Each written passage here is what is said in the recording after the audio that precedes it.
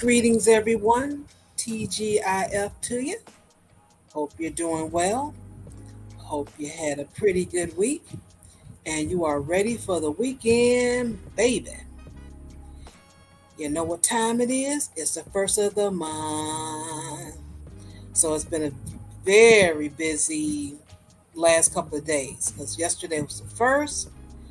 Folks got their money and everybody was borrowing and paying back and looking for something and trying to figure out who house they going over and who's gonna cook what, and you got some money on the meat. I ain't got that much. How much you got on it? You gonna get some beer, you gonna get some alcohol? I ain't buying that. We going over so and so house. They always got something. You know, it's that type of talk. That's the type of talk yesterday and today. So if you're seeing people out and about shopping in those stores, that's what happened.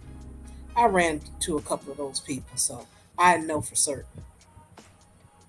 And on my way back from the store, just so happened, um, there is this thing in Chicago. I think I might have mentioned it, called ghost busing. The buses just disappear. They're on their way and they just disappear. You check the schedule, it's on its way. Next thing you know, boop, just disappears. And so that's just been something that's been going on. I know since maybe September of last year, I noticed it. But anyway, I'm on my way back from the grocery store, and the bus driver pulls up, and she said, "You must have just missed the bus because I seen one on my way here." I said, "No." I said, "The bus never came. It said it was coming, and then poof, ghost busting. It never came." So she had to end up, she got instructions to go express so they can kind of keep up. And so we had a nice little conversation. So she wasn't going to the end of the line, which didn't bother me any. And we rode the expressway, Lakeshore Drive, right close to my house, and it was wonderful. It was just a wonderful, wonderful drive. And we laughed about it. She said, "You got an Uber?" I said, "Yeah, I did, didn't I?" So we had a nice little laugh about it. And what ended up happening, we had a nice talk, as I said. So what we discussed was that um, they are doing a lot of hiring when it comes down. But they also have people that are retiring now, and they smell something in the air because they hear what's going on in the city. They see what's happening. So if they have an opportunity to retire, they're doing so. So they can get what? That pension. We know all about that. They're trying to get that pension. So we were talking about that, and she said the folks that they're hiring, some of the younger folks, she said the issue is passing the drug test. She said everybody wants to smoke. Everybody wants to smoke. I said, yeah. I said, once they made the announcement, um, I think that was the end of 2019 for 2020, no one kind of told folks that, hey, if you do so, it could kind of mess up the employment, you know? No one thought about that. So we kind of said, yeah, kind of agreed on that part. And she said a lot of folks too, some of the younger people, they like to be entrepreneurs. And I said, yeah, they have their own little thing, what they want to do. And I think it's a great idea. But sometimes you may need some startup money, or you need to still work someone's job, which means, hair follicle tests, drug tests, whatever. So, um, what she mentioned also was what's going on with the children. Unfortunately, which it always turns into that, she has some children, and her oldest son, um, he was killed, he was robbed. And I'm like, wow, I'm so sorry to hear that. And I keep hearing, that's how it ended up. And a lot of times the person don't have anything to even steal. They think they have something, but they don't have anything. And so it's unsolved. And I'm like, wow, that is really sad. But as far as going back to the entrepreneuring, um, the way I look at it, hey, you get out of high school, whatever, you got some ideas, you want to do something, sell some t-shirts, whatever it is, that's wonderful. However, I think it's a good idea for the parents to say, hey, you know, you might want to learn how to work with people in something, because sometimes, and here in Chicago, it's hard to get employment, especially for a black male, um, when it comes down to their teens, because a lot of the girls, they have the jobs because they're a little bit, and I don't want to be funny, but a little bit better when it comes to some of the customer service jobs. And they only have a few of the jobs they try to get the guys to have. And sometimes they end up quitting a little bit earlier. And that's kind of how it's been as far as the hiring practice, I noticed. They will just say, hey, we're going to just discriminate, and we're just going to give, more women jobs. I have seen that, and I will say it is true. That is true. But anyway, if you're a young teen, I don't see what you need to relax for as far as, folks that go out and work 40 hours and have a rough week and have clients and all these things that you have to deal with. With your homework, that test was just so tough. You had to come home and smoke something to relax your mind. What? That's a little bit unnecessary in my opinion, but I wish they would have told the kids, hey, smoking ain't for you. Wait till you get something where you can relax. You get some money in your pocket, be able to pay some bills, get out mama house, get out daddy house. Do that. So next thing we're gonna do, enough for me running my mouth. Let's go ahead and play a little intro. Here we go.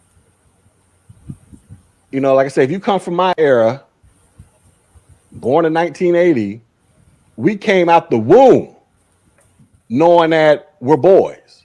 Like there was never any question about it. I'm a boy. I got to go out there and beat up stuff, climb on stuff, jump on stuff, conquer things, explore things. Like I didn't have to be taught this. It was just naturally programmed into me when I came out.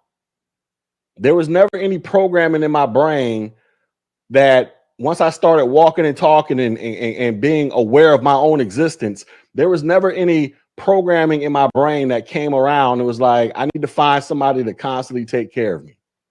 I'm talking about even when I was a kid, I was like extremely independent to the point it was annoying.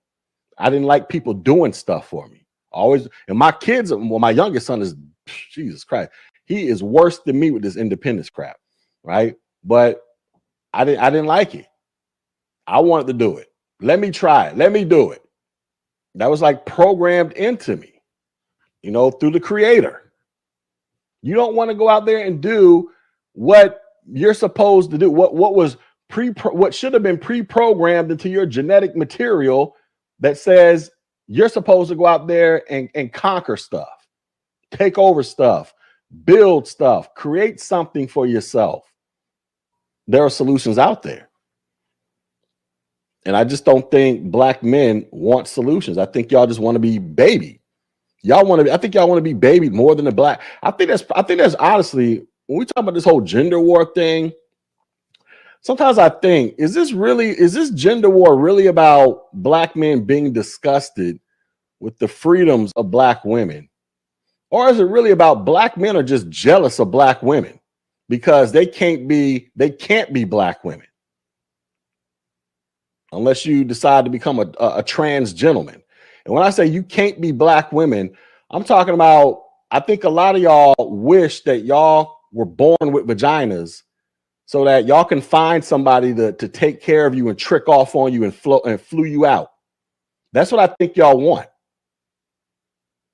Which is why I think a lot of y'all don't want to be competitive in the market, because as a man, a readily identifiable man that has actual man traits, man attributes and skills,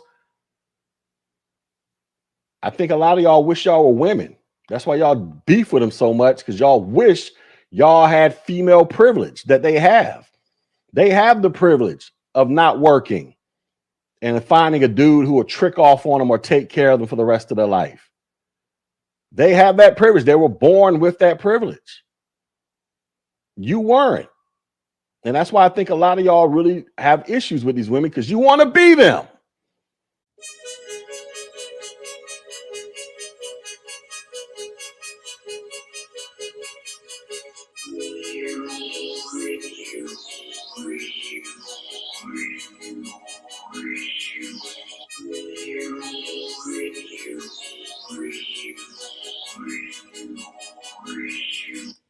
We know the truth, what you really want to do. All this live stream talking, not telling truth. Quote and stack like those numbers make it a fact. Those women will have never picked you even where you're at. Winter's here and it's here for you indefinitely. You turn your back on your own damn community. We see your comments in the chat and it's hate speech. You mad at women cause they didn't choose you in their sheets. Name your doctor writing scripts cause the dosage off. Flipping the script, women winning talking about they lost. Been 4 years you've been hanging in these YouTube streets. Congratulations, you just earned your bachelor's degree.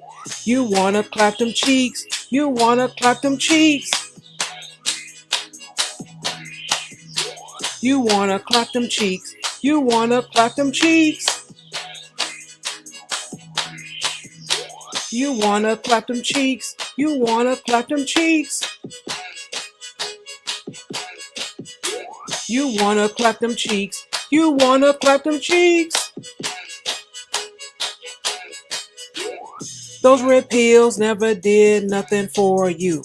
I hear Red Bull is on sale, won't you pick up too? Speaking of which, your godfather is dead and gone. No more new quotes for you to carry on. Flip the channel, keep on searching, and don't be sad. Never cry about something that you never had. It's been years you've been hanging in these YouTube streets. Congratulations, you just earned your bachelor's degree. You wanna clap them cheeks, you wanna clap them cheeks. You wanna clap them cheeks, you wanna clap them cheeks. You wanna clap them cheeks, you wanna clap them cheeks. You wanna clap them cheeks, you wanna clap them cheeks. You wanna clap them cheeks, you wanna clap them cheeks. You wanna clap them cheeks, you wanna clap them cheeks. You wanna clap them cheeks, you wanna clap them cheeks.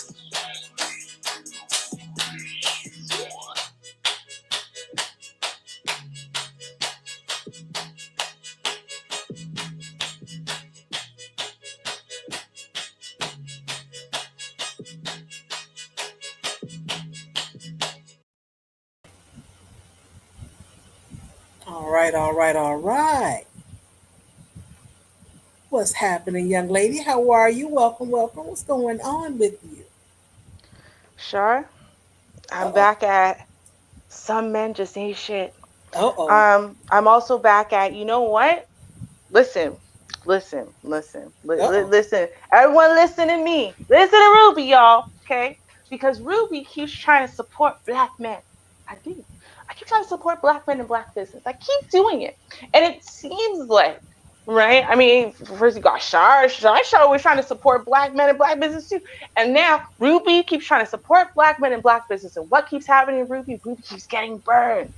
Now, if y'all are asking what I'm talking about, I'm not even going to give you the full rundown of my problems this week. All I'm going to say is this: when a contractor that you going to pay money to, real money, right? It's not a favor, it's not a friend thing, whatever. And you pay that contractor, and he's supposed to do a job. And he starts the job and he tells you, I'll be back tomorrow. Uh oh. And then tomorrow never comes. He stops answering phone messages. And then day 4 comes and he goes, oh my God, I lost my contacts and da da da. I'm so sorry. I'll be there. I'll be there on Friday. And Friday comes and Friday goes and you still ain't seen that contractor. And the job he started but never finished is not even like in a place where you could maybe try to use it because he didn't do a bunch of stuff, right? And you're just like, why do I keep giving these black men faith? You see? And then I come to these YouTube streets and I come to my email address and I get another email from someone saying, Ruby, what did you do? These men really hate you now, girl. I didn't know that you were into divestors. I'm like, really? Oh We still boy. on that? Oh. You know what? I am divesting for black business. I've decided, sure. I decided. I'm divesting. It's a whole Okay. movement. Yep, that's right. I'm gonna have to break it to Mr. Rubes. I don't know. Maybe we can bleach him like Michael Jackson because I really love him. You know, want to keep him, but if I'm divesting, I can't be married to no black man. I'm gonna have to bleach him and call him formerly black. The husband formerly known as black. All right. Okay. How you do today, Shar?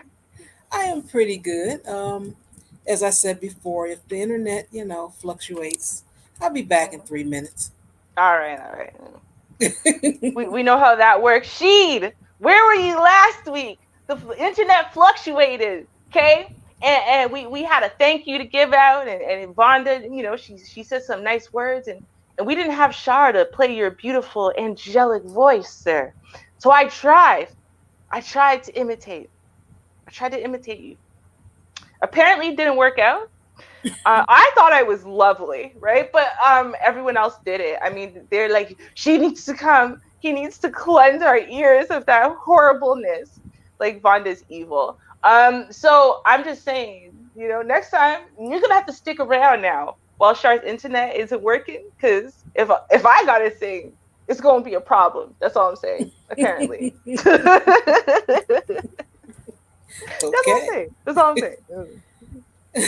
That's what Vonda said. I mean, I still think I'm wonderful. I just want to Hmm. just, y'all, you can listen to last week's show and, judge for yourselves. Leave it in the comments about how beautiful and wonderful Ruby's serenade was, right? I mean, music loved it, right? I was serenading music, right? Music, you loved it, right?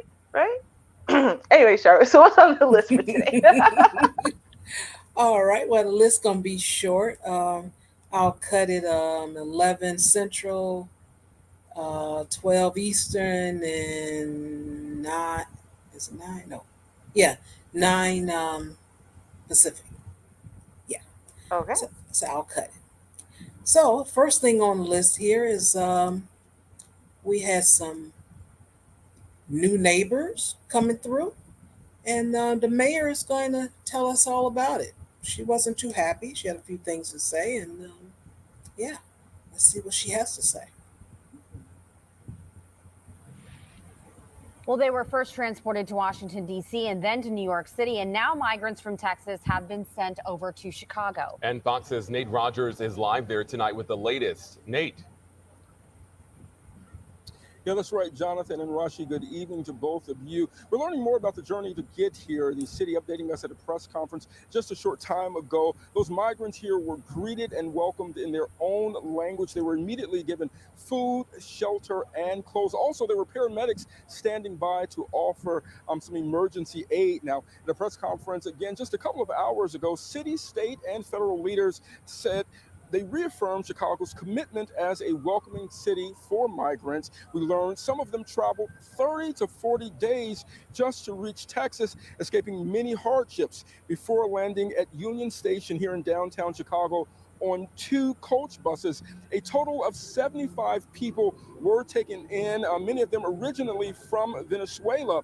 Texas Governor Greg Abbott ordered to drop off, saying it's in response to President Biden's open border policies currently overwhelming border communities in Texas. Mayor Lightfoot condemned Governor Abbott today, saying the city was given little to no official notice.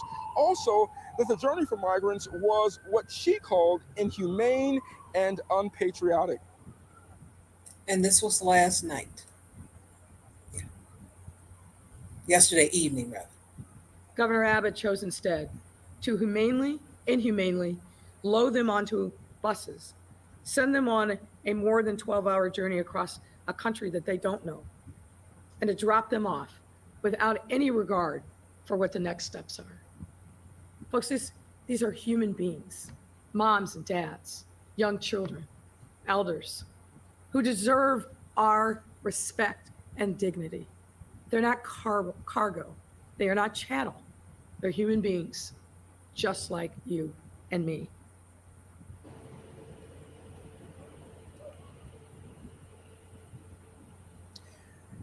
And right now, those migrants are being housed at a shelter here on the city's north side. Their needs are still being assessed. We understand that the State Department of Human Services is offering comprehensive case management, also housing, employment options, education for children, healthcare, legal help, and for many of the families, at least 1 or 2 that we were able to speak to yesterday, the city is working hard to connect them with loved ones here in Illinois. Our Mayor Lori Lightfoot says it's unknown if the city will receive more busloads of migrants. Mayor Lightfoot says if it happens, Chicago will be ready.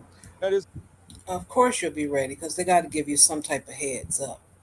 I mean, they just didn't just come here and just boop out of nowhere. So I'm not going to accept that information. But I get it. You want to make a little, scene, if you will. I get it. But I don't. I'm so don't? confused. No, I don't understand why this is news. Like, I really don't. No, I don't. I was sitting there like, and then someone got shot? No? Okay. I was waiting.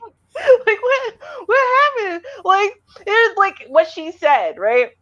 She's like, oh, and these people, they brought them across this country that they don't know. Yeah, they don't know the whole country, but they snuck into it anyway, right? Mm-hmm. It's not like, no, seriously, it's not like you took people from their home, right, and then shipped them across this country they don't know and just dropped them off, right? I mean, come on, we've all heard that story before.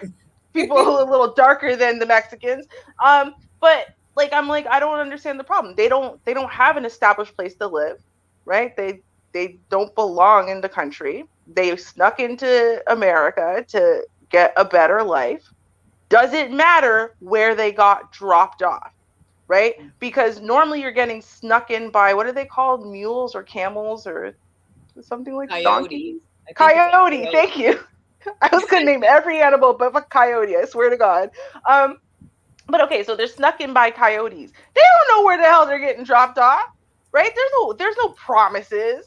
Okay, I need you to drop me off near my sister's house. Like, that's not happening, right? You just get dropped off on the other side of the border and not right in front of an ICE person, right? And then it's on you. So, like, okay, now they got brought to Chicago. There's real winter in Chicago. Kind of sucks for you.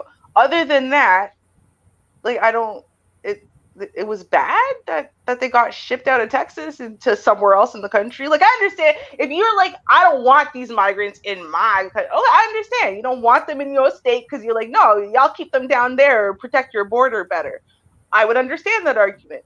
I don't understand the argument of like these poor people. They were just They were just brought in. Yeah. You know, like what? They don't belong there anyway. What are you talking about? Like, I don't know. I thought it was kind of funny, just the way that, you know, Texas was like, okay, it's time to get y'all up out of here.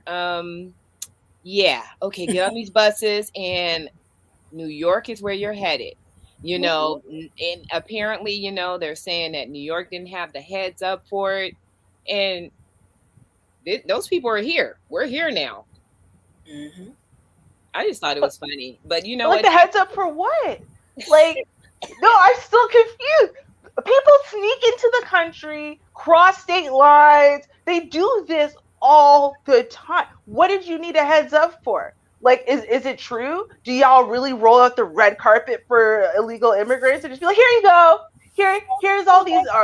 I wish we had time. We would have built you all condos. Like, I don't understand. Like, what did you need a heads up bus ride all the way to New York? You try catching a bus from Texas to New York, and they probably fed them. Okay, well, let's stop for food. I'm sure there was some sort of vouchers. They fed those people. They provided transportation, and now they want New York to absorb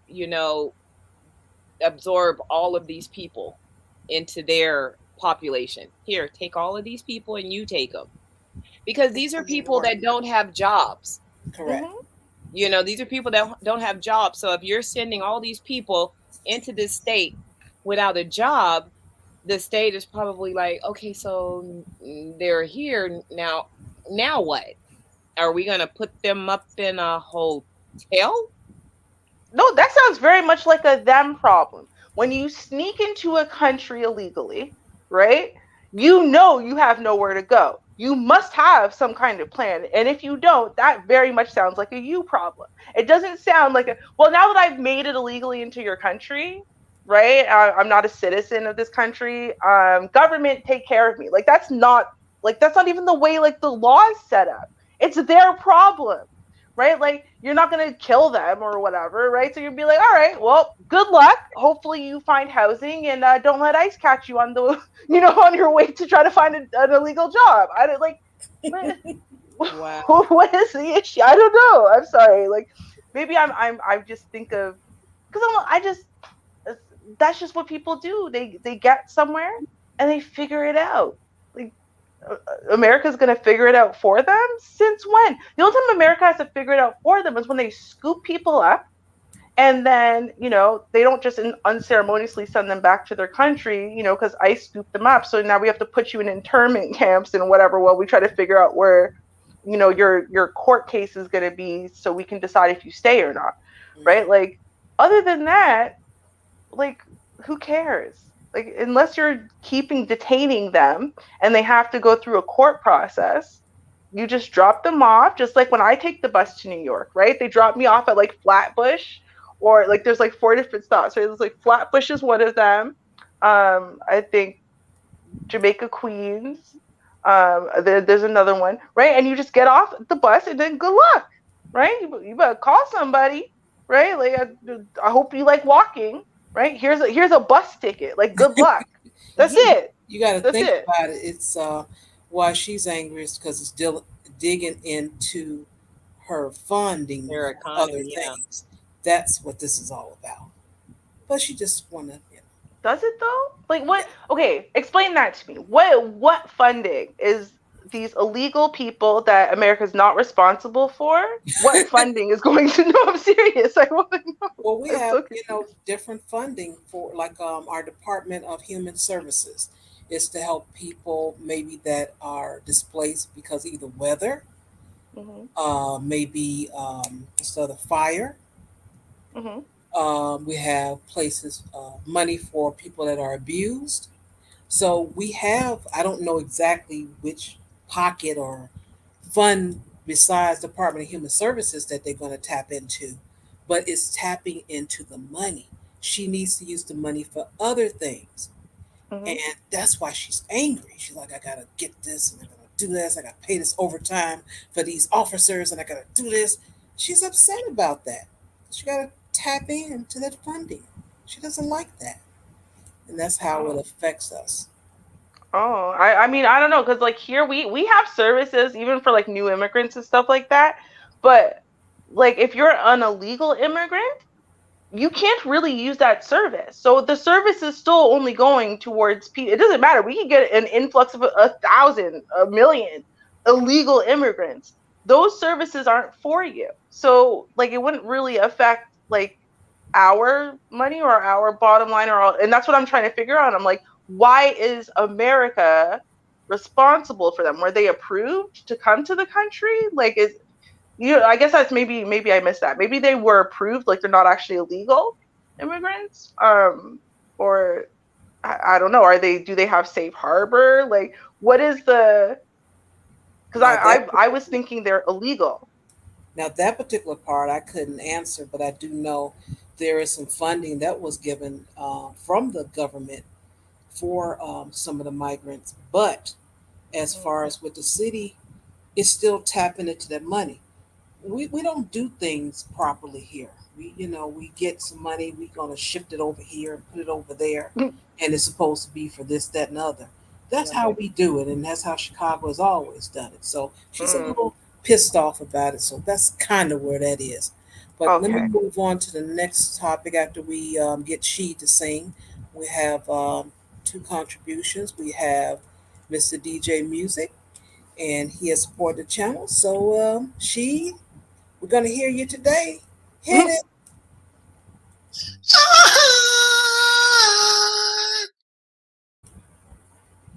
All right. And Gotta now love it. Gotta love it. it's wonderful. Then we Mhm. hear it back to back. So we got a contribution from Celine. So here goes. Hit it, She.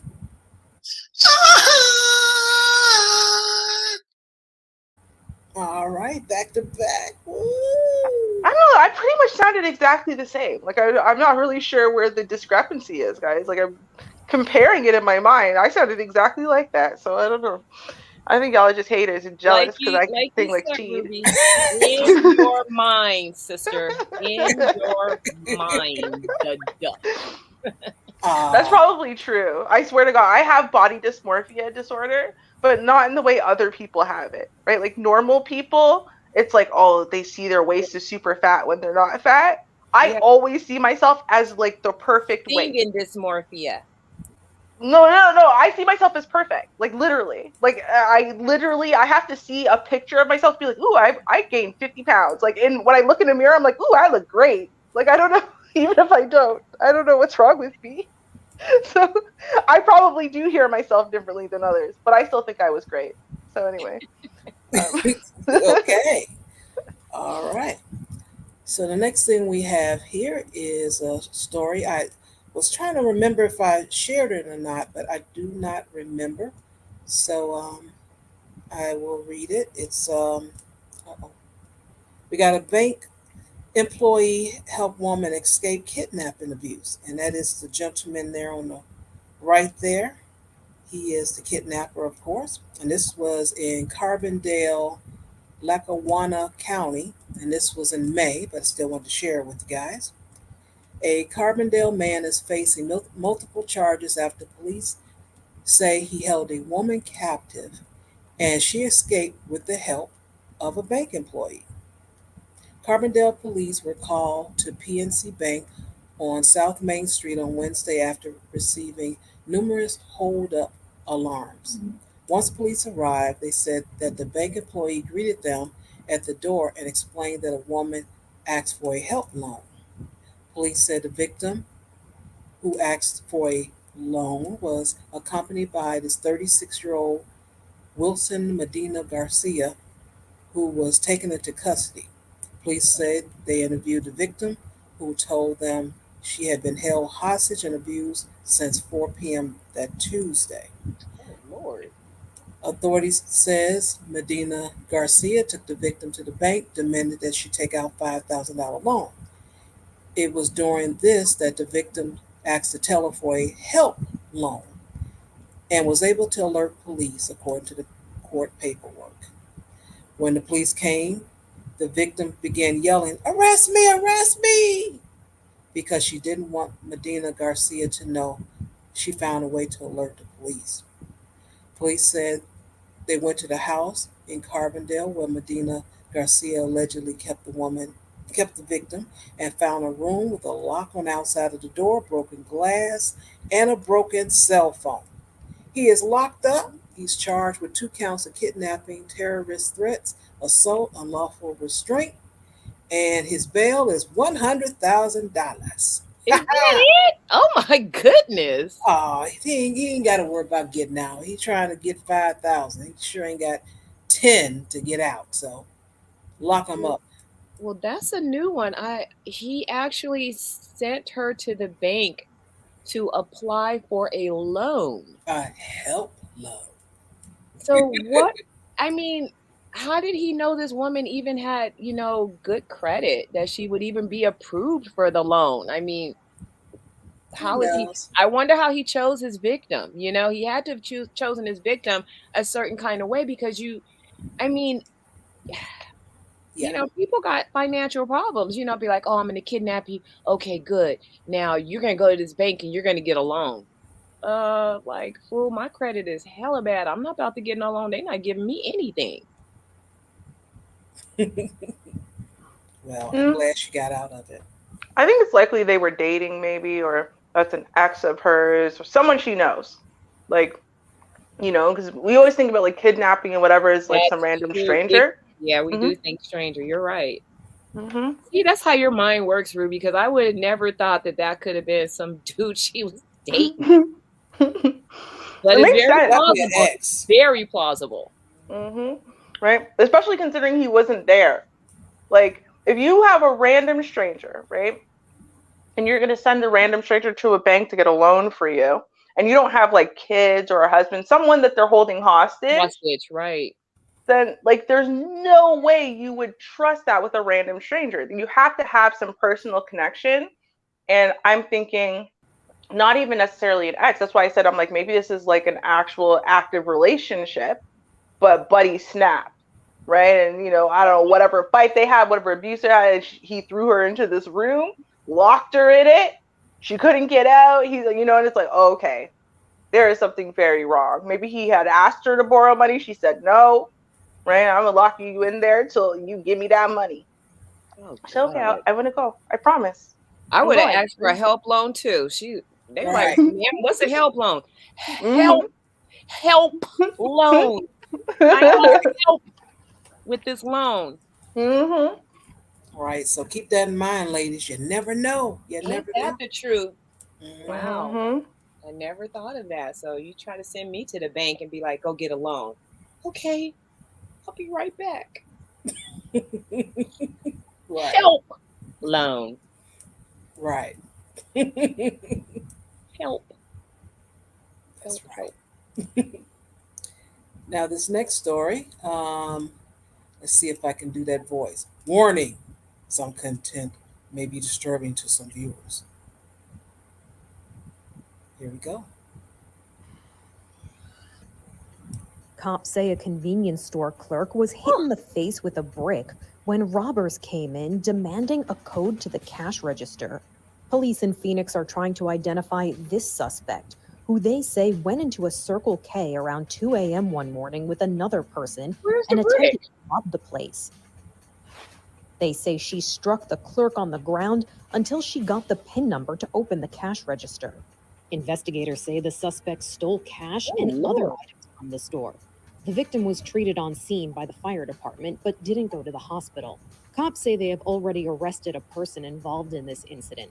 24-year-old Alize Jenkins is charged with aggravated assault with a deadly weapon, kidnapping, and aggravated robbery, according to online court records. She has not entered a plea to the charges against her and is due back in court next month. But this suspect, who police say attacked the clerk, remains unidentified and at large. Anyone with information is urged to contact the Phoenix Police at 602-262-6151. What? That is my a God. mess. A hot mess. I mean, and just kept moving like boom, and kept moving like, oh, I know this worked. Oh my God, that is crazy. I mean, I saw the clip where they kept showing her hit the woman in the face. I didn't see a brick, but I mean, she did brick her face up by smashing it on that tile floor. She kept smashing that girl's head on the tile floor. Yeah. But okay, now if everybody knows that that's Alizé Jenkins, y'all know that Alizé and Kiana are best friends. That's Kiana. How come nobody turning Kiana in? Turn her in, y'all. Turn her in. She did it. Clearly. They would have got an anonymous tip. Everybody know that's Alizé. Alizé and Kiana. Oh, the tattoos, everything. I mean, even with a mask on, they are very identifiable. If I knew Yeah. those chicks, I would know that that was Kiana and Alizé Jenkins. Alizé Jenkins. Let's just start with that name. I mean, I'm not gonna name shame, but I mean, goodness gracious. Al. We know. Okay. Well, I mean, yeah. We clearly know. Very colorful name. Very colorful name. You know what? It reminds me of. I'm sorry, but so and someone just reviewed it recently. I think it's MTR. There was a rap battle. It was like, oh, woman destroys modern woman in a rap battle, right? First of all, y'all are mean as hell. Rap battles are mean. Y'all just mean people. I'm like, y'all do this and just you stand around and watch it and cheer and I was like, this is some mean stuff. But anyway, the funniest part to me was like, she's like, you named your kids Alexis and Bentley, but had to take an Uber here, right? I was like, oh, and that's what it reminded me. As soon as you said she's Alexis, I was, or not Alexis, sorry, it was Alizé. I was like, oh no, you naming your kids over some ice. That's a good drink. That's a good drink. A good drink. That's high class. Like that's the highest class thing you probably ever did drink, and it was Alizé, and that's why you named your kid Alizé after liquor.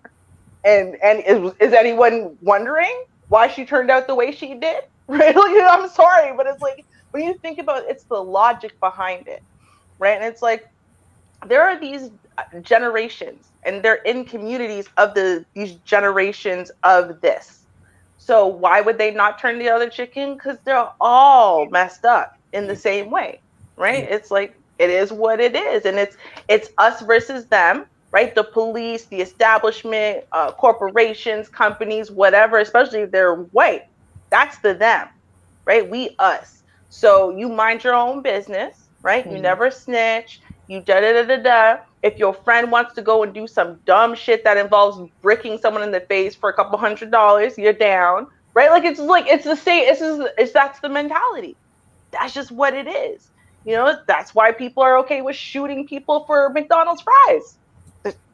It's the mentality of what you do when you're disrespected. And it doesn't matter what the disrespect is, or when you want something. It doesn't matter what you want or why. So I have a question. I mean, ladies, I mean, I understand, the internet is, information and news travels a lot faster.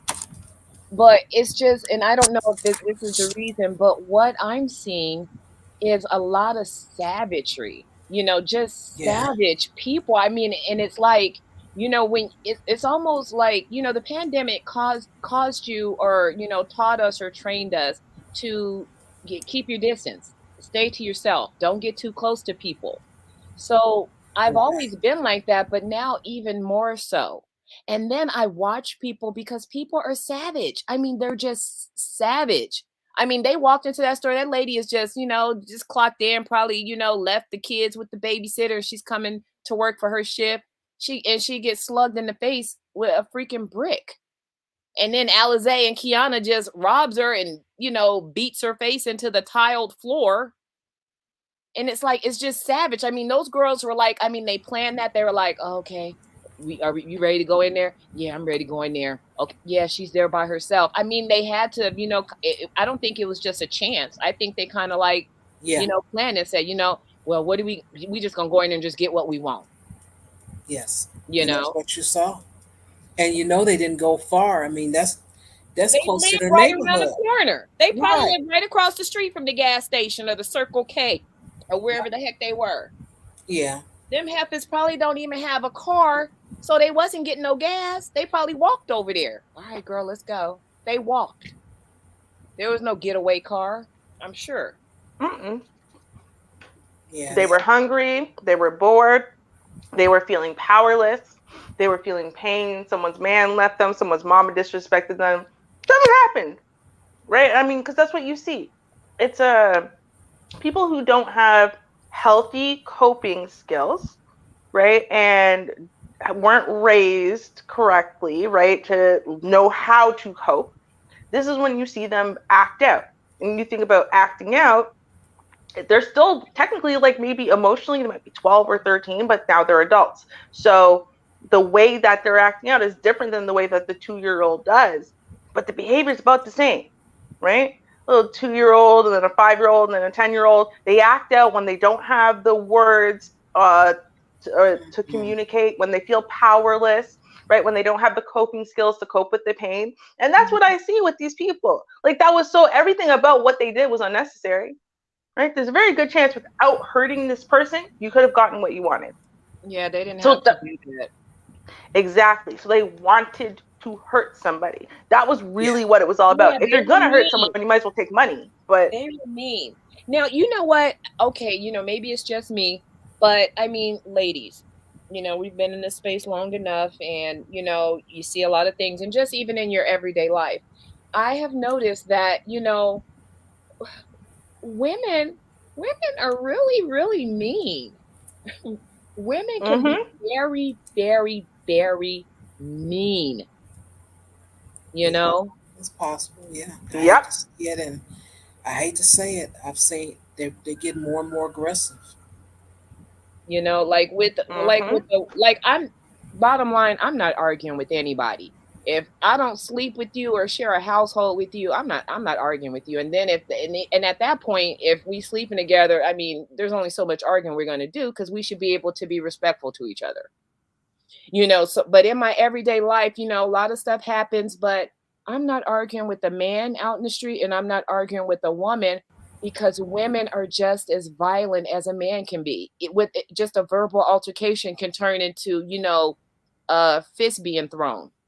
Who has time for that? You just went to the store to get a gallon of milk and you're going to get into a verbal altercation and then end up fighting. It's ridiculous. I'm not doing that.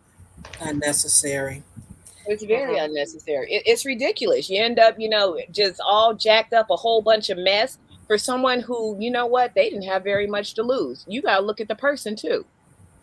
Yeah. Absolutely. Honestly, I would say, in my opinion, I think women are more violent.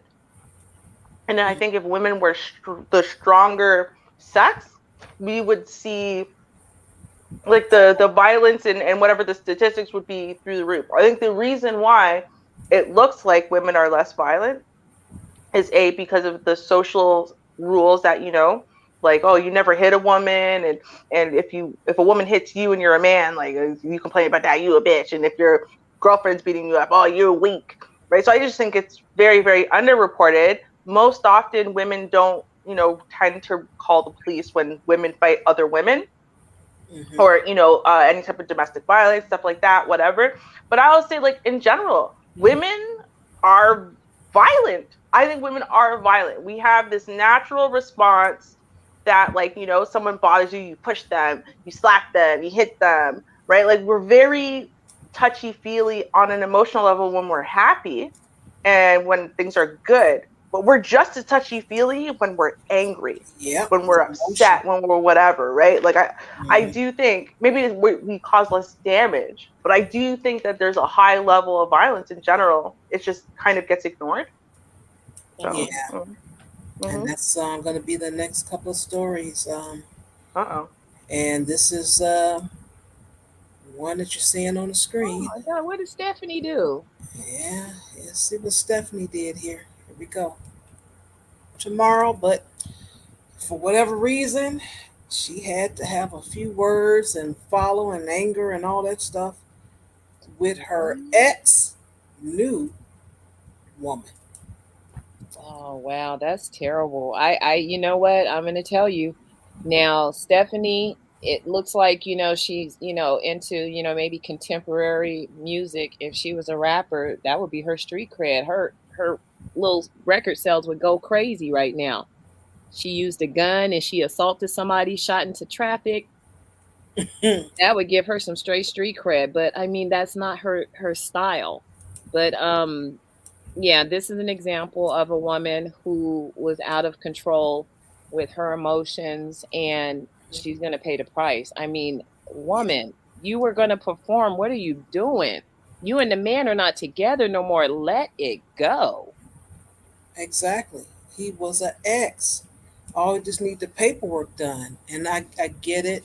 You know, as women, we were attached, and, you know, it's not like sometimes you just don't wake up in the morning and I'm leaving. What? Where you going, James? I'm done with you. I But, love when you say but James, Char. Like James, because it's like you really talking to somebody. Where you going, James? I'm like, wait a minute, what's going on? And you know, I can understand if it's like that, but even if it's like that, see if you can talk to the person. If you can't, and he wants to go, there's nothing you can do. I'm not going to try to convince you. That's like an employee that steals money. Oh, please stay. I need somebody for the next shift. Yes, please Just stay, but stay. don't steal from me. But please stay. But don't Mm-hmm. steal, but stay. No. And you know what? My thing is that if someone is leaving, um, they pretty much made up their mind if they leaving.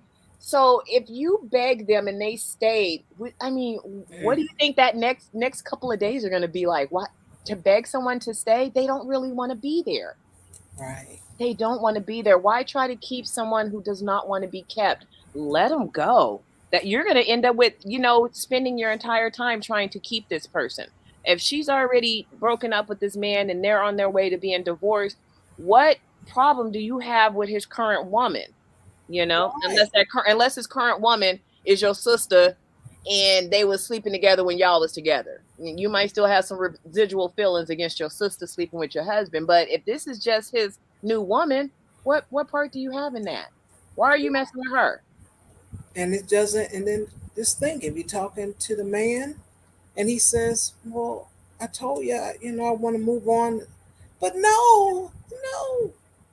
Well, I'm not saying to hurt him, but I would think the anger would be more with the man. But again, sometimes with our emotions, we kind of lose it.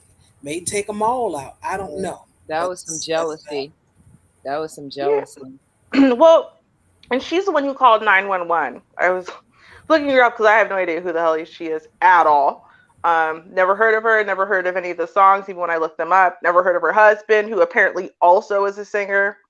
Um, his name is Derek something. Hold on, Marcus Derek Bernard. So I don't know if y'all heard of him. Heard about Oh, him. that's close to James. It is. Say, James, where you going? Now, a couple interesting things I noticed. So the first thing is that she was proposed to in 2017 of May, and she got married in 2017 August, right? So she wasn't married for that long, right? That's only 5 years between when she got married and when this just happened. She got married August 17th of 2017, and she's shooting girlfriends August 28th of 2022, right? So, Dang. Oh, right, wow. that's like what, 5 years? So now she's 54.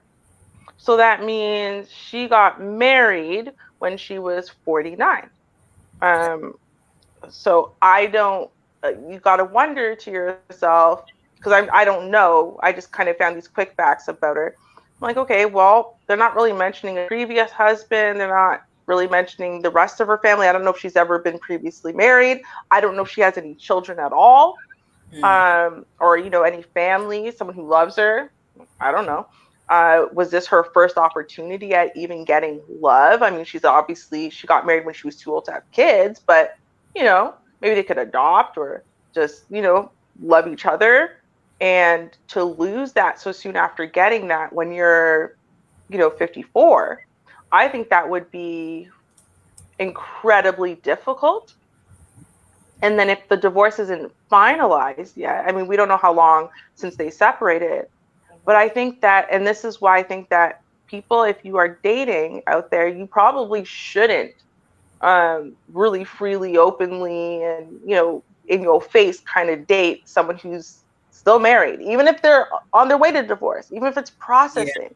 Oh yeah, I would Right. never. I would Yeah. never. That's just too much trouble. You don't know what the loose ends are, and you know there's three sides to every story. You know, he may say, "Oh, well, she was crazy and she was this and that," and I don't want to know that. You know what? When it's over, then you know, let's come back. But you know, you're still going to court. You're still working stuff out in the courts and stuff. No. And if there's children involved. And depending on how old the children are 23 and, you know, 19, that's different. But they 7 and 12, oh, it's like, no, that's just, you're just asking for trouble. You're just asking for trouble. Right. And like the way I see it too is like, if you think about it, as much as you would like, it's normally one person who's way more ready to divorce than the other, right? That's the first thing. But even if you know, if the dust hasn't settled on your divorce or working things out or whatever it is, right? If the dust really hasn't settled, a lot of times what you see, like in a relationship like this with people who've only been together 4 or 5 years from beginning to end of marriage, we don't know how long they were together before that. We just know he proposed in 2017, right? So now they get married. For all we know, they were together for 40 years, had a bunch of kids, or they met 3 days before this. We don't know, right? But no, we don't.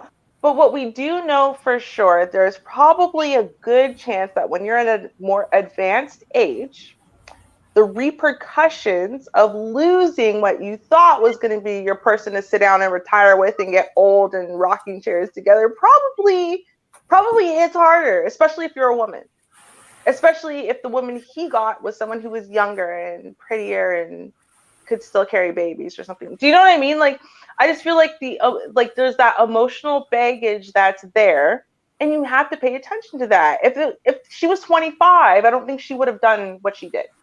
You know what I mean? I do think that her age really comes in and plays a big role as to why she was triggered and lost her damn mind. And I say lost her mind because she's the one who called the police on herself and she confessed. So clearly she had a moment. She was like, "Oh, Sure. I better turn myself in." Yeah. I'm sorry. I would have tried to get away with that. I don't. I mean, at some point, your senses come back to you, and you be like, "Oh my God, what was I thinking? I'm glad I didn't hurt nobody. Okay, let me go home and just put my car up because I don't want to go to jail. I would just try to get away with it, and hopefully nobody got my license plate. And it was like, oh no, I saw what she was driving. I would go home and pray about it. I'm sorry, I didn't mean to do it. I'm glad nobody got hurt, but I am not volunteering to go to nobody's jail. That's a no. Right? Gun? I don't own no gun. I don't know what you're talking about. My car backfires sometimes. I might have been in. I don't know. I was pointing at her with my finger. That was it. All right.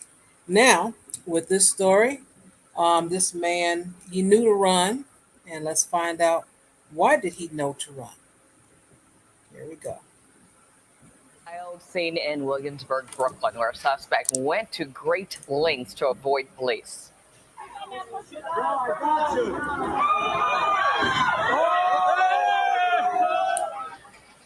Ignoring the calls from the crowd not to jump, 25-year-old Kendall Floyd leapt from some elevated railroad tracks, landing across the way onto the roof of a building. NYPD says that chase started after Floyd hit an officer with his car door during a traffic stop and then took off running.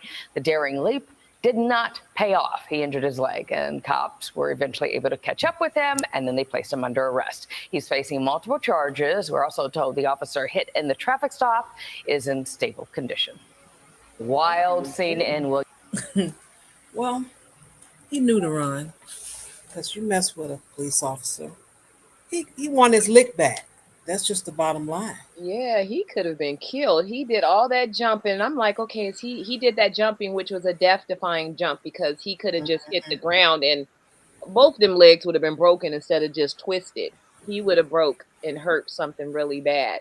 So I'm looking at him jump. I'm like, okay, he must be running, from a murder, No. not just opening his door and hitting the officer.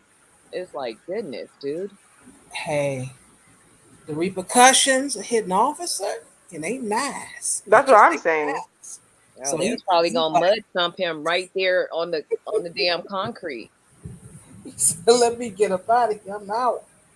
No, remember they've already now set. I mean, it's the law in a couple states, but they've already set now the legal precedent that just sitting in your car, even if you didn't have the keys, even if the car is not on, right? A car is a lethal weapon now.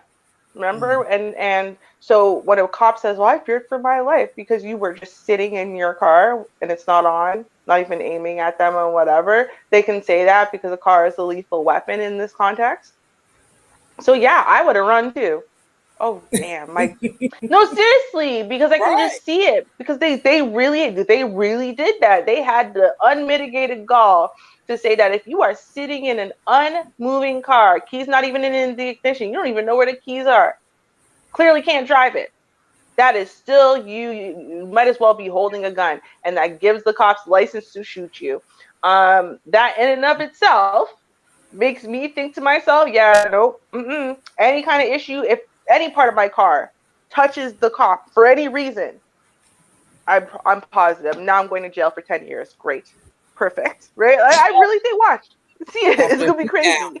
Don't forget the beat down. You're going to get that beat down. Oh, you're going to get that. That's a given. Mm-hmm. Your head's going to hit that car door a couple of times. Oops. And get in the car. Boom. Ow. Concussion, headache. All that. I might even be hanging out the socket. Ooh.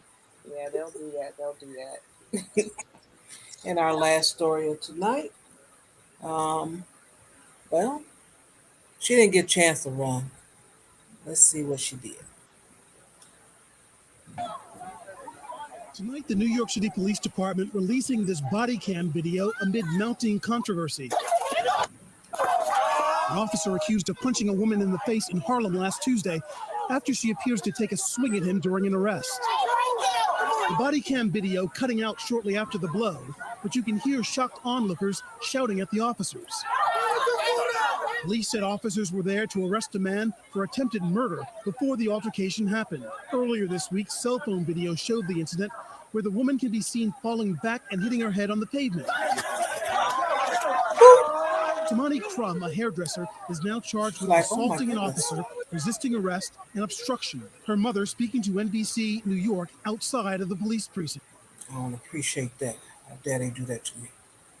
I get blown away to see this happen to my daughter. You know, it's so painful for a mother to see that. WNBC reporting the NYPD says at least 3 people who allegedly tried to interfere were also arrested. The girl's grandmother also speaking out, disturbed by what happened. He shouldn't have never put his hands on her or any female. He's wrong. He's wrong. The NYPD says it has launched an investigation into the August 30th incident, a police union and New York City's mayor defending the officer's conduct.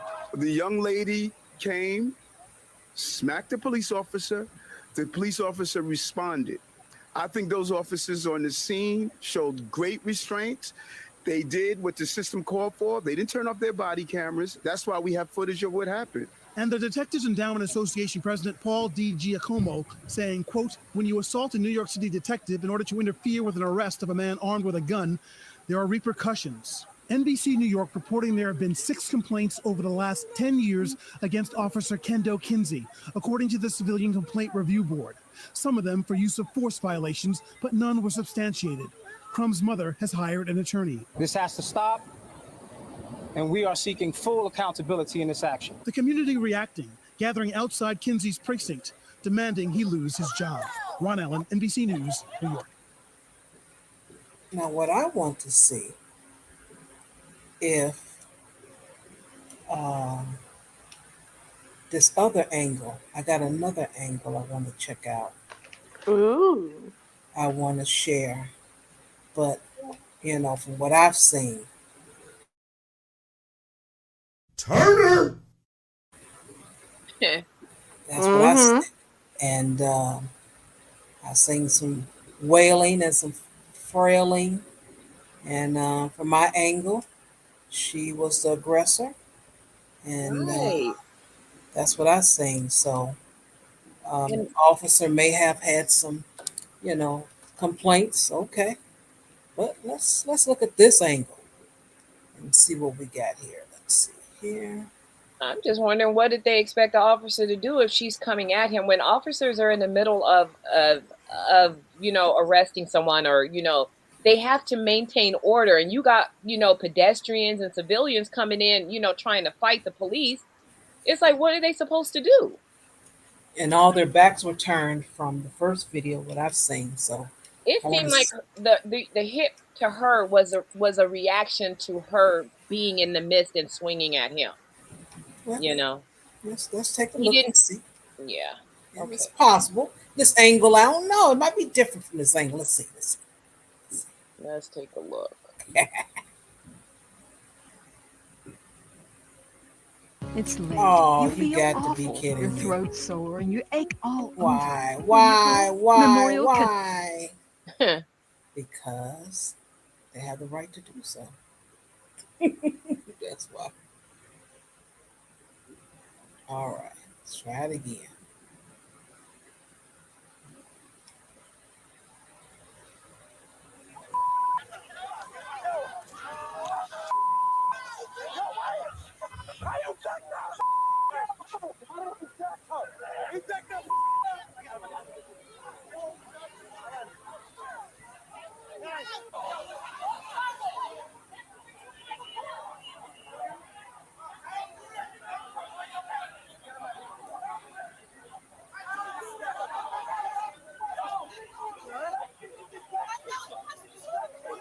Okay, to go Tyrone.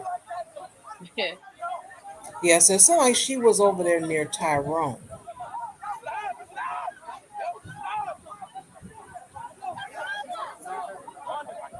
Okay, yeah. So she's trying to deal with Tyrone. She did some frailing and wailing there.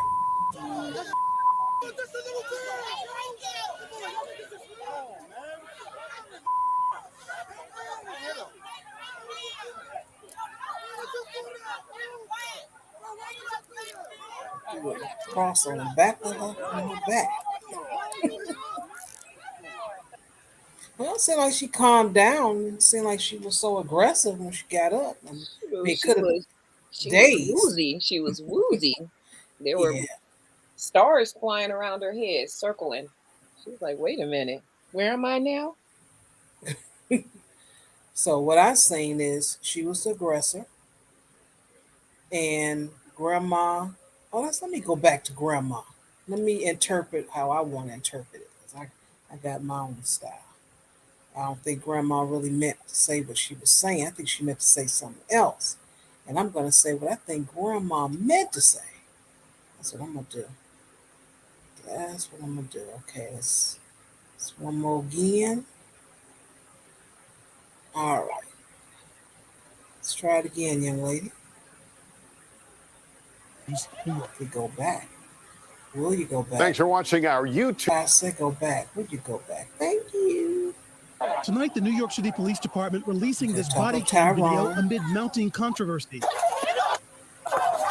An officer accused of punching a woman in the face in Harlem last Tuesday after she appears to take a swing at him during an arrest.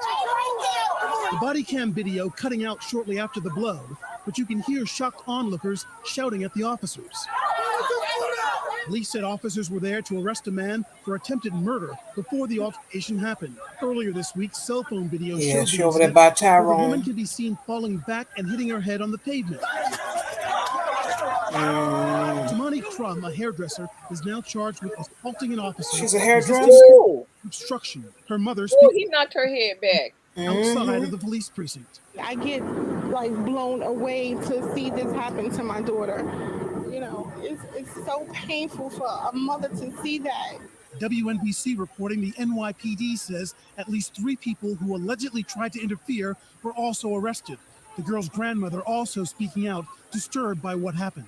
He shouldn't have never put his hands on her. She should have never put her hands on him. Right. Why is he interfering with the or any officer? Right. He's wrong.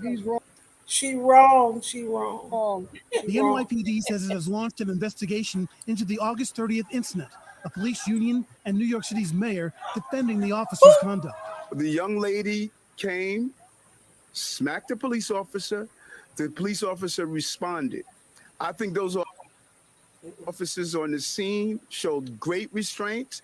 They did what the system called for. They didn't turn off their body cameras. That's why we have footage of what happened. And the Detectives Endowment Association president, Paul D. Giacomo, saying, quote, when you assault a New York City detective in order to interfere with an arrest of a man armed with a gun, there are repercussions. Right, there's repercussions. And I'm wondering, what is her response if she's asked, what were you doing swinging or pushing officer? Because I think the first thing was a push, then it went to a swing. And I'm just curious what her response would be. I mean, the fact that the police is sitting up there arresting someone for attempted murder, that's a serious crime. But she didn't know. But my thing is that, you know what? Unless someone's attached to me, like my nose is attached to me, I don't know what you've done. I have no idea. It's like sometimes we need to calm ourselves and then find out what happened, later. Don't start reacting because they're in the middle of trying to arrest a suspect for a serious crime. She's interfering by coming in there swinging her arms. Who called her? Nobody asked her to come down there. They're taking this man away. If you want to help, go bail him out. Go get your little money together so you can bail him out if you want to be helpful. But why are you getting in the middle? Now, as a kid, if you're playing with a bunch of kids and, there have been times where there were melees, where, fights would happen and it would just be these group of kids. And when you find yourself in a group of some stuff, you can come out with your head knocked in, a punch in the face, because you're in the middle of some stuff and you don't know what's coming from where and who's doing what. She inserted herself in the middle of a police, arrest, and she had no business doing that. She was interfering. Just her interfering was a crime. Not that she swung, but just even interfere. When you stand back, we're arresting someone. Stand back. Right. What was she going to do? Take those off. And they're like, oh, okay. Let go Tyrone right away, right now. Tasha said, let Tyrone go. So can you remove those cuffs? That wasn't going to happen. They had a whole process. They were there for a reason. I don't get that. Go ahead. I think, remember I'm working on my language here. So y'all, I think everyone has made very valid points. And I absolutely think that they are very valid points. And if we were speaking about just regular humans, right, we all know that I have a generalized policy where you don't put your hands on someone unless you want them to put their hands on you back. And you don't get to choose in what way they put their hands on you back, right? Once you've opened that door, you're going to get what you're going to get. This should teach you to keep your hands to yourself unless you're prepared for any outcome at all. But, and I'm going to put in a but, because there's a couple buts I need to put in there. Number one is this. The fact of the matter is, do a lot of people, especially in this day and age, lack emotional regulation, emotional self-control? Absolutely. Do they need to do better? Absolutely. But because they don't, and this is not a black issue, this is just a generalized issue, but it's definitely a generalized woman issue of all races and demographics. Therefore, we have seen countless, or at least I've seen countless arrests go down in very much this way. Woman sees man she loves. That man could be her son, her husband, just someone she's dating, whatever, her sneaky link, whatever it is. Right? Point is, sees man she loves, and the police are coming and now arresting and putting his hands. She freaks out. She comes out. She's trying to figure out what's going on. Right? Which is what that woman said. She said too. She's like, well, what are you doing? Well, what's going on? And of course, the police don't feel like they have to tell normal people around any damn thing ever. They just don't, right? But when you are panicking because it's someone that you love, that's not dead ass silence, like you don't even exist, often doesn't feel like an acceptable answer, right? And I am positive that if they teach police de-escalation, which they claim they do, then the police have literally been told that if they want to keep situations calm and or they want to de-escalate situations, then ignoring people like they don't exist, or saying some disrespectful stuff that makes you all high and mighty and them all little irrelevant ants or whatever, is not going to make the situation better. But the thing that I have, I guess, the biggest issue with, right, is the difference in treatment between the black face and the white face. And it's just that simple for me. Do I think that it's like, oh, woe was her, she's a girl and no one should ever hit a girl back? No. But what I do think is that if that was some little white girl that came down there, didn't know what was happening, freaked out, had no emotional regulation, pushed the cop grabbed the wrist, she pulled her arm back and said some aggressive stuff while making some aggressive faces. There is not a cop that would have pulled back, hauled off, and punched her in her face and knocked her out. There's no cop that would have done that of any race if that was a little white girl. First of all, that's just off the jump. Second of all, no one would be okay with it, right? Because it's not okay for you to punch frail, little, young looking white girls. It's just not. Almost no matter what they do, it's not okay.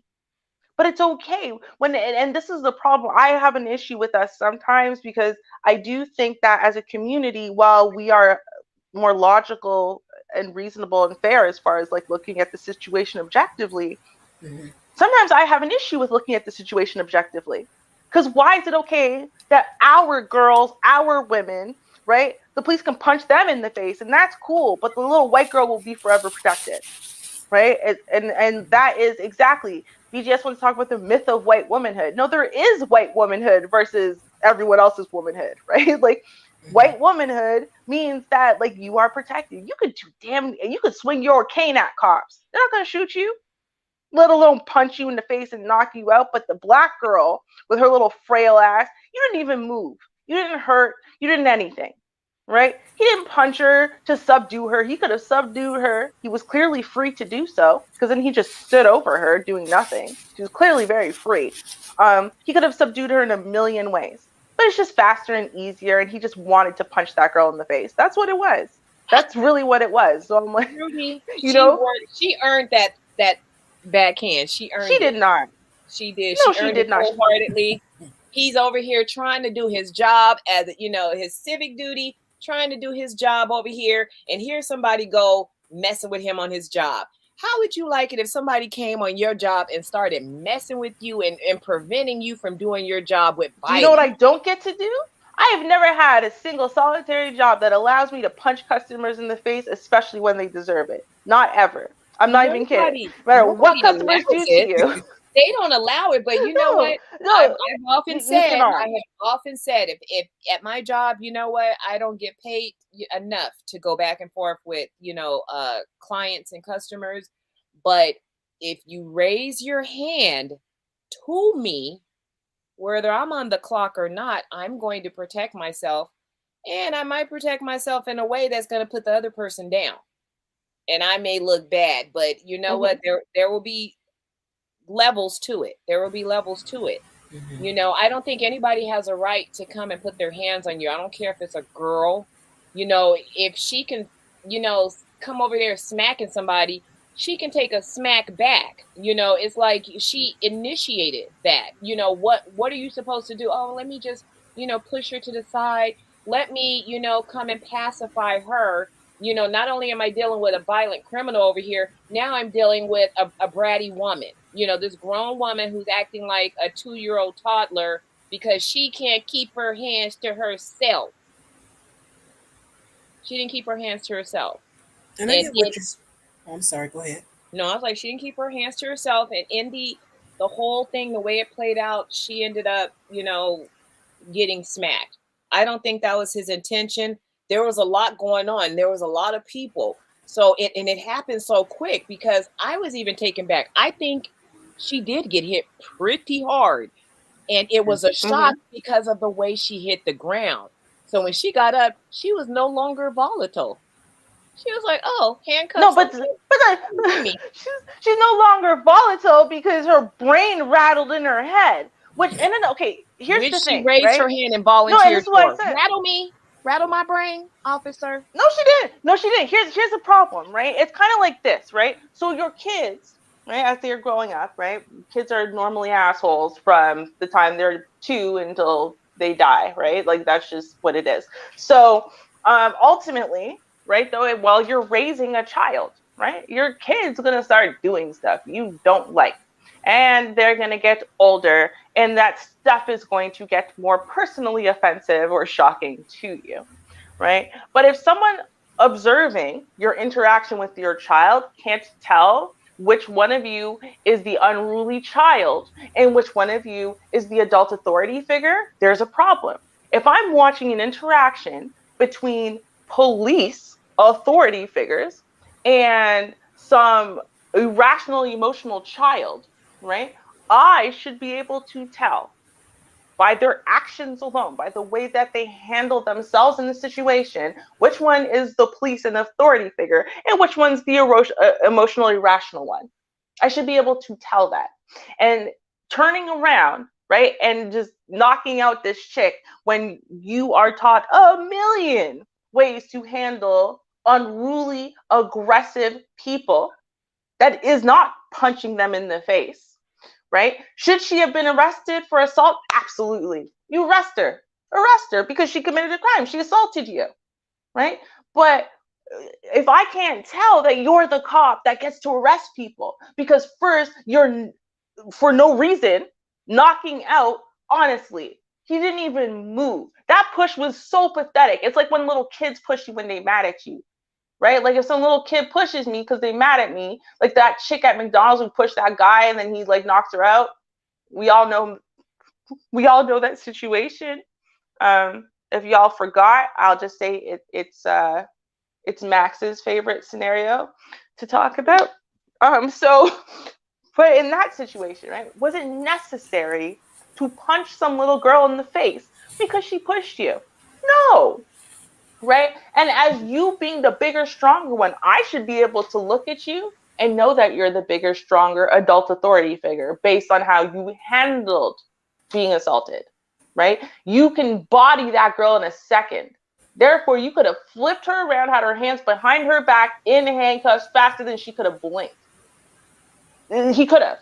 Like, I'm looking at the dude, looked at her. He could have done that, but he wanted to punch her in the face. He wanted to. That is the thing. He wanted to put her in her place, punch her in her face, right? Get some aggression out. He wanted to do that. And you know that because when they're handling, like I said, the little white girl who's irrational, emotional, and doing a lot more than just a little pathetic push that didn't even move nobody, right? Why aren't they knocking her out? That's all I'm saying. Conditioning, maybe? Right. Because women, no, seriously, because women and children are something you deal with differently, especially if you're a big, strong man, right? Right. Especially if you're a police officer, you got a gun and whatever, you're going to handle people who are not as physically as much of a danger to you. You're going to handle them slightly differently, right? You're only going to take really aggressive steps with someone who's possibly a risk to you physically, right? Your job as a cop is to de-escalate and contain a situation, right? With the least amount of force as possible.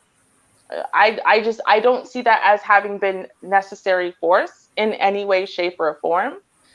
And I don't think that they would have done it if she wasn't Black. That's just what it comes down to. And that's what my issue is with it. It's not the concept, he was a man, he should have known never to hit a woman. No. What if that was a 16, 17-year-old little boy or like a younger one or whatever, I would have had the same issue because I don't think they would have done it if she was a white girl. That's just what it is. Well, that's probably so because I'm thinking it is conditioning and we have seen situations where they're handled differently. So I do agree with that.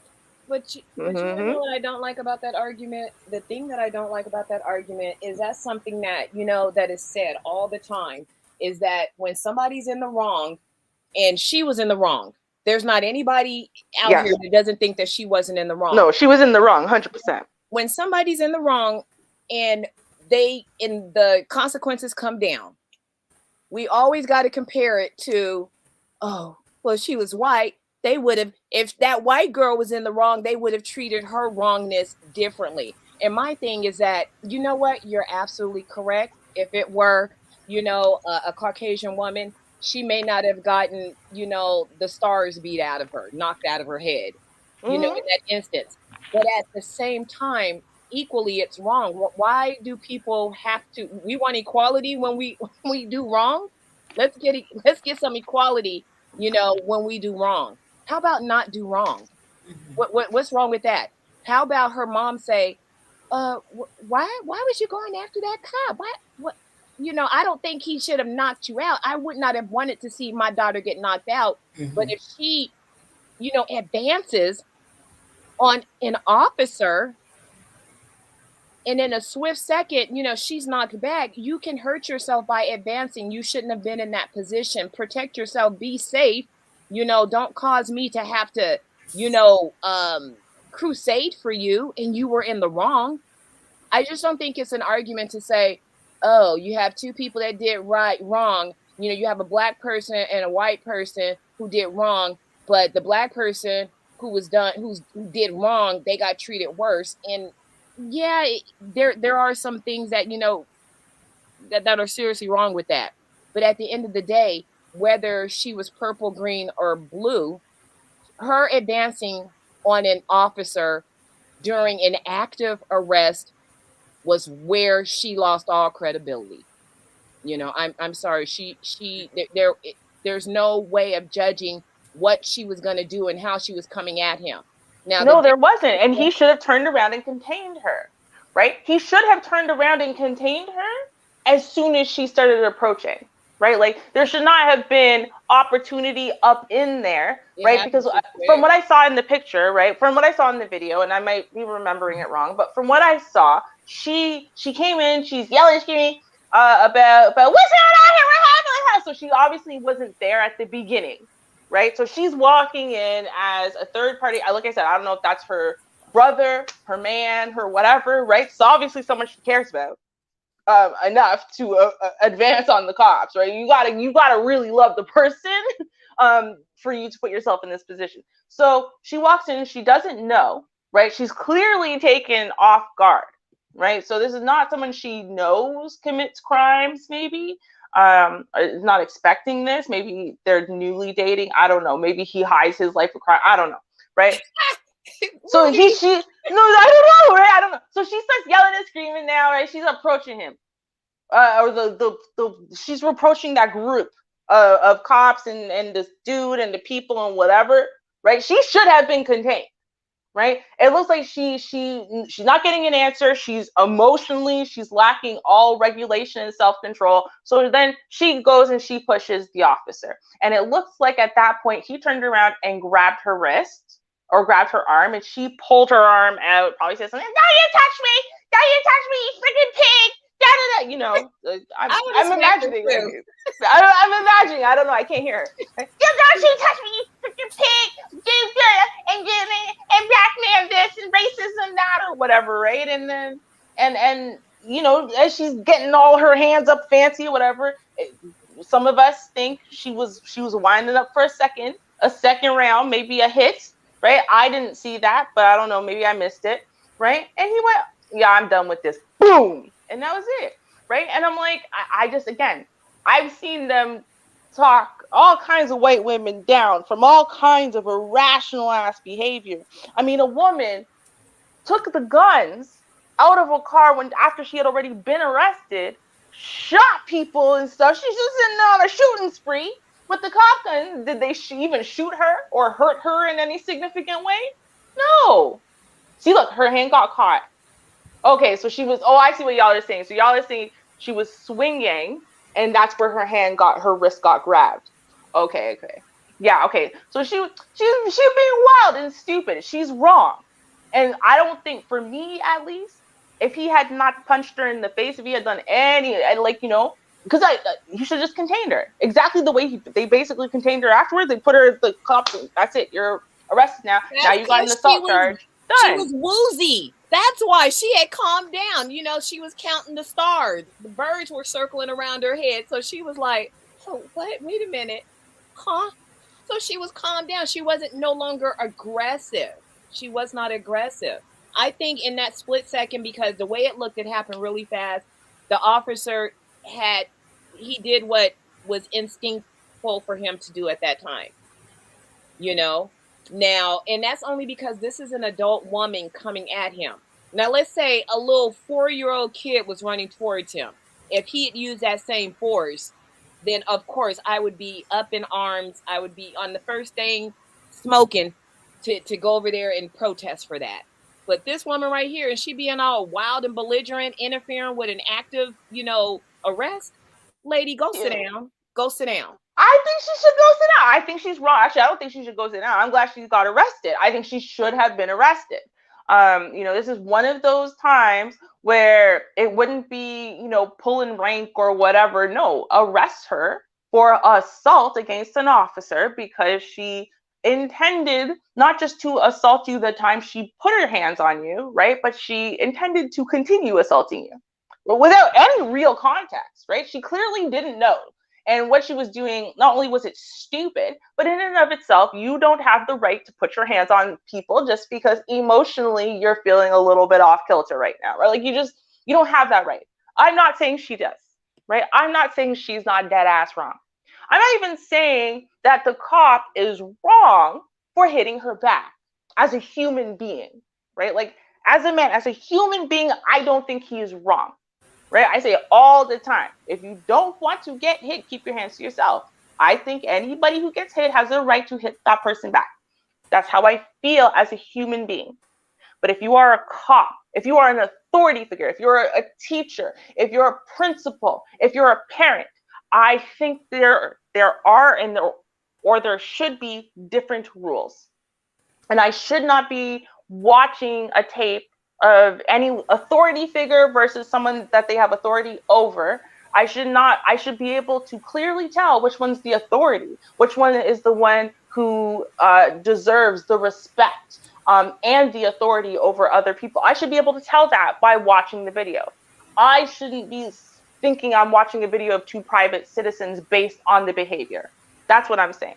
So that's the only thing I'm really taking issue with. And I think that if that was not a black girl, I think if that was a white girl, I think if that was a little boy that was white as well, I don't think that would have been his response. I don't think that would have been the response. Turner! I think they would have seen it as people get emotional, people get this, people get that, and okay, we're gonna put you in cuffs until you calm the hell down, and then explain to you what's going on, and then maybe even let you off with a warning. I've seen this. I've seen it, right? So I guess that's where my issue comes in. That's all I'm saying. I mean, I'm glad he didn't shoot her, but like, I got me glad for that. I'm glad he didn't shoot her, but other than that, I'm like, I just do generally have an issue with that. I think if they're not getting trained in that, they should be trained in that.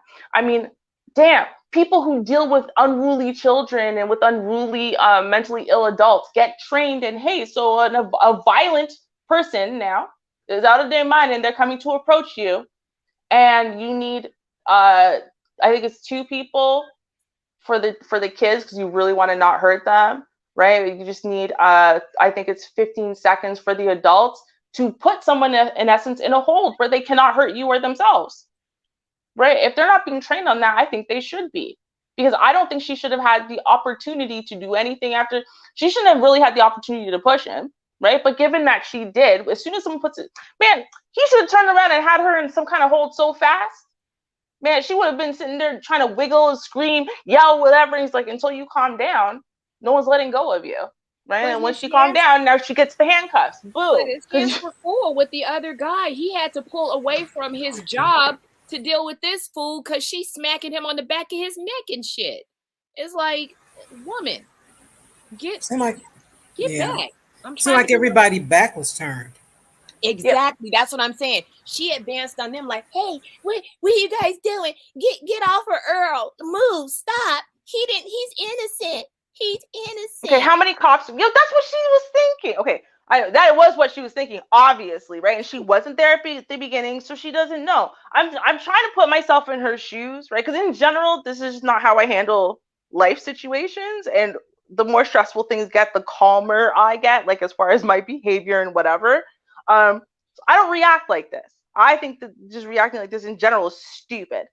But given that I'm like, okay, how would you feel if you walked into the situation, right? Like if I just walked up to my house and people are arresting Mr. Roops, like this man don't commit crimes, right? It's like he's a good man and now you're arresting. What the hell, right? I would feel very protective, right? Be freaking out, right? So, I'm like, okay, if someone is freaking out, they're acting out. The only answer shouldn't be something that violently aggressive in retaliation, right? Like I said, should she get arrested, right? Should she be charged for her crime? Absolutely, right? Because she was wrong. But if that's his only retaliation, like, do you know he could have killed her? Like, and I'm not saying that like in a creepy way. I'm saying he hit her hard. She went down hard, right? If anything was behind her, she had landed on that. Like that could have been it, right? And it's like, okay, he was just trying to defend himself, and if he didn't have a better way to defend himself, right? I'm giving the police academy and the training and all that enough credit to say no, he had another way. He just wanted to hit her. She was on his nerves, or he was offended because he put his hands on her, whatever it is. But if he didn't have a better way than just punching that chick in the face, when I've seen them do better. I've seen them put people in holds, man. Come on. Y'all have never seen the police put some irrational swinging person in a hold? You've never seen that? I've seen it. Different skin tone, yeah. That's what I'm saying. Why have I seen this hold countless times, but I've only seen it on a different skin tone? I've never seen it on our people of either gender or even of any age. I've never seen it on our people. I see it on other people's people. And I'm like, why not? Why does it always come to like the most extreme possible way to handle that scenario? Why can it never just be yep, I grips you up, now you can't move, girl. You're about to be arrested now too. Haha. That's what I would do. I mean, I don't know. That's my only issue with it. I'm not saying he's wrong, right? Like I don't think he should get I don't think he should get charges or anything like that. Like it's not like that, right? Like I don't think he's wrong. That's not what I'm saying, right? I think that this isn't right between authority figure and person who has authority over you. There's something wrong with this picture to me, right? She is wrong. She should get charged with assault. I don't think he is wrong, right? I don't think he should get any charges. I think if he wasn't a cop, I wouldn't even have this opinion, right? But given that he is an authority figure, right? Like what do principals or teachers or social workers or people who work with unruly children or whatever, right? What do they do? Security guards. What do these people do? Because they're not allowed to just hurt you with compunction whenever they feel like it. They're not, right? They have rules. And so there has to be another way. There has to be another way. I think that 1-2 punch, that might be a better choice sometimes than pulling out the taser or the gun, right? But I think that this is a case that's even lower than that. This chick didn't have no weapons on her or whatever. This chick wasn't some hardcore criminal or, this chick, man, you didn't even feel that push. You probably didn't even know she pushed you till you watched the body cam. That was a pathetic push, right? Like she's pathetic. She's not scary. And he wasn't scared of her. She was just annoying. She's like a gnat, She was like, yeah, she was in the way. He's like, I'm at my job. She was in the way, exactly. He's sitting up here smacking him on the back of his neck. I mean, now women with our little hands and just smacking and scratching and pulling. It's like, woman, if you don't get back, it's like get out of the way. She was a complete nuisance. She was a complete nuisance. She was a nuisance. And she was. She should have sat her behind down on the stoop and just let Earl get picked up. And if she was all that, go bail him out. You got your grandmama and your mama. Maybe they would have gave you some money to help you bail him out. But she shouldn't have been advancing on the police officers. And how many cops were there? How many cops were there? Did you see, Char? It looked like at least 3 to 4 of them. Yeah, it looked like about 3 or 4. In total, maybe about 10, because I've seen some in the street. Oh, wow, that was a lot. Right. So I think that's my issue as well, right? Because it's not like if it was just maybe 1-2 guys, right? They have their suspect. They have to make sure they keep him contained and detained, right? Obviously, because he's their focus. Then I understand. Okay, man, quick decisions have to be made sometimes under stress because you only got a second to turn around and deal with her before you go back to making sure your prisoner doesn't get away till he's secured in a car. Well, like there's that many cops, and you're trying to tell me that one man or any one of the cops around here did not have the time while some of them are just standing there literally doing nothing, having pure conversation, whatever it is. They're just standing there. You're trying to tell me they didn't have time to deal with her? Oh no, they did, because after she got punched in the face, then the man who punched her had time to stand there. So you know what? He wasn't that pressed. Okay. No, he wasn't, right? And so I'm just saying, right? I'm evaluating the whole scenario. It was just 1-2 people. It was just 1-2 cops. I'm like, yeah, this is what I saw. I'm like, that's a lot of cops, man. That's a lot of cops. There's a lot of cops. Like, you're trying to tell them, oh, but they already have the prisoner. Do you know how many cops there is there? That's a lot of cops, man. That one, look, this dude is right here. He's not even the one holding on to prisoner or whatever. Look, a bunch of other cops are back. It's like, get back. He's like pushing her back and she's still coming. He tried to use, mild force with hitting. Her. Like, get back. He tried to use mild hitting. Listen, have you ever tried to hit a wilding out kid? You know what they're gonna do? All of that does is, that's why I said de-escalation. Remember at the beginning I said de-escalation? Right? There are things that escalate scenarios and there are things that de-escalate scenarios. She lucky he didn't pull out his billy club and give her a mollywop upside her head. He could have easily did that. She's lucky that's all she got. I would have felt better about that. Mollywop she earned it. I would have felt better about that. I'm not even kidding. I would have felt, if he had taken out a club and used it like on, say, the back of her thigh or whatever to bring her down to her knees, I would have felt better about that. I'm not even kidding. Ruby, I think that would have been so much worse than him hitting her and her hitting the ground. I don't think it was his intention for her to hit the ground, but you got to realize what they were doing. They're arresting this guy, and this guy is not like, okay, take me. They're fighting. They're trying to get him, and it's a struggle. And then here she comes. He's not struggling. Where's the struggle? There is no struggle.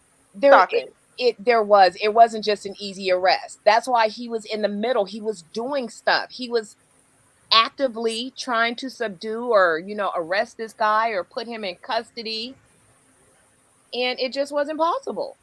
It wasn't possible because here this little gnat comes flying up behind him, trying to sting him on the back of his neck. Child, first of all, this man ain't struggling, the one who got arrested, at all. Not even a little bit. He doesn't even start trying to struggle until after his girl gets punched in the face. So, again, de-escalation would suggest, right, that if you want to keep things calm, maybe punching your murder suspect's girlfriend in the face right in front of him while his hands are cuffed behind his back and he's feeling very powerless in this moment is not the way to keep the situation calm. I'm just saying. No, but the reason why I would feel better about the billy club or whatever, right? Some type of regulation tool you use in some type of regulation way, right? Like maybe, like I said, using it back of the leg or whatever, you hit one of them muscles that makes people lose their knees, right? I don't mean hit their knees. I mean, you hit the muscle and it makes their knees buckle. So now that brought her down to her knees. That's subduing her in that moment. And either she's going to get up. Before she can even try to get up and fight, she's already going to be in handcuffs because, again, she already assaulted an officer. So that's going to be that. But, to me, it's about the street brawl approach versus hey, I have a bunch of different techniques that I use as an officer with these tools and whatnot. And I'm going to use those against citizens that are interfering with my prosecution or my job. Da da da da da. That's just what it. I would have rather him take that out. He slides it out. Be like, yo, if you swing again, I'm gonna have to bring you down. Then she comes to swing again. Boom! Before she knows it, she's on her knees on the ground. She's like, what the hell happened? Hump! Hands behind her back. Or again, he grabs her, puts her in one of them body holds before she even knows what's happening. Like, I would just rather see that between authority figure and person who they have authority over. That's what it is. I don't know. It's the punch in the face thing that to me I just don't think is I don't think it's good practice. Right? I don't think it's good practice. That's why I said at the beginning, I'm like, I agree with y'all. It's not like I disagree with y'all. I think she's the one in the wrong, right? She brought this on herself, right? You don't put your hands on people unless you want them to put their hands on you back, so on and so forth, right? He didn't do anything wrong. He definitely didn't do anything criminal or worth pressing charges against. She did do something criminal that, even given the fact that I don't think she should have been punched in the face, she should still be charged for it, because a lot of women these days have to learn that accountability, right? Like, they have to learn that there are consequences for their actions, especially this action where they put their hands on men because they think men aren't allowed to hit them back, right? And that's not what assault is about. And they need to stop doing that. So I think she needs to catch this consequence now to learn that valuable lesson, because if she's comfortable enough to put her hands on a cop, right, she's going to put her hands on anybody. And the next anybody might pull out a gun and shoot her. Do you know what I mean? So I think she needs to learn that lesson. I think she needs to be arrested. And I think there needs to be better practice for what to do about these people milling around, friends, family, whatever, hysterics, whatever, to control situations, de-escalate them, keep people calm, and handle the people who aren't calm, that are not the criminal you're arresting. That's what I think. She gonna learn today. Ain't that the truth? She definitely will learn today. You guys be safe. Hope to see you soon. Not sure when, if I'm gonna do a show next week or not. But be safe this holiday weekend. And until we meet again, peace. Cheers, y'all. Peace out, family.